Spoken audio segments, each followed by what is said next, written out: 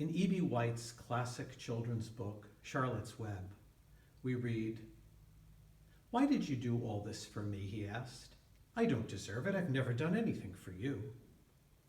"You have been my friend," replied Charlotte. "That in itself is a tremendous thing." Friendship is an important part of our lives. Some people have friends since their school days. College is often a time of developing lifelong friends. Sometimes we have different understandings of what friendship is, and that can cause hurt and disappointment, especially when we have an internal scorecard, keeping track of favors offered and favors received. Our understanding of friendship changes and develops over the years. Sometimes it is in a painful moment. Sometimes it's in a surprising moment. We learn that sometimes the people we thought are our friends are actually people we know. And sometimes someone we never understood as a friend shows us true friendship. In Scripture, Jesus tells his disciples they're not his slaves or inferiors. He calls them friends. A parable that I have always loved is from Luke's Gospel, the parable of the friend at midnight. It goes like this.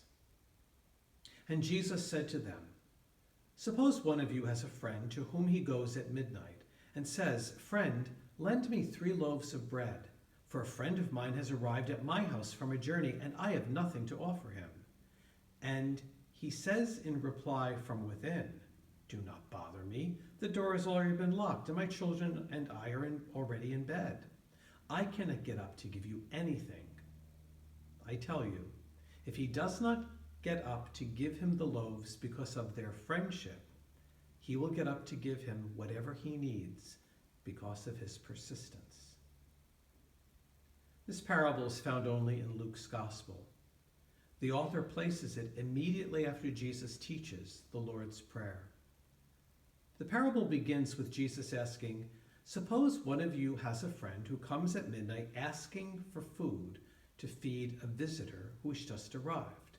But the way that Jesus started it is more like this. Can you imagine someone needed help to feed a midnight guest and you turned them away? Anyone hearing that question in the time of Jesus would have answered, "No, I could never imagine turning someone away at midnight to help them feed a guest." We, on the other hand, might answer, "He's coming at midnight? This guy's waking me up?" And we can hear ourselves saying, "You're waking me up for a couple of loaves of bread? I thought it was an emergency."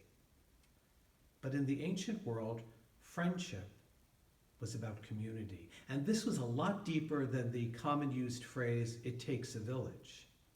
As people of faith, in Jesus' time, men and women understood that everything they had was to be used to help others, feed others, care for others.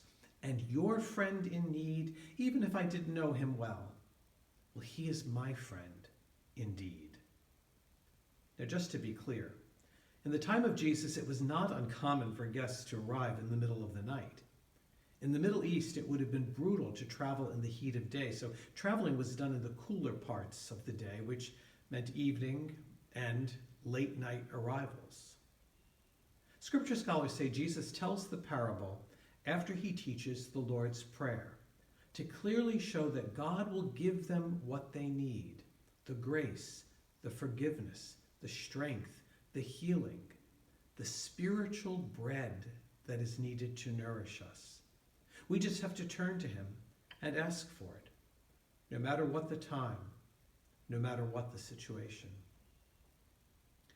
But the parable makes me think of friendships. Often at weddings, when I'm asked to pray the grace, I will use the words of Fred Rogers that he spoke a number of years ago. When he received an Emmy for his TV show, Mr. Rogers' Neighborhood, he asked the audience, standing in front of him following their thunderous ovation, he asked them to think for 10 seconds about a person in their lives who helped them become the person they are today. He said that person might be in the room, or it might be far away, or it might even be in heaven. So he said 10 seconds to think of that person. And he said that he'd watch the time.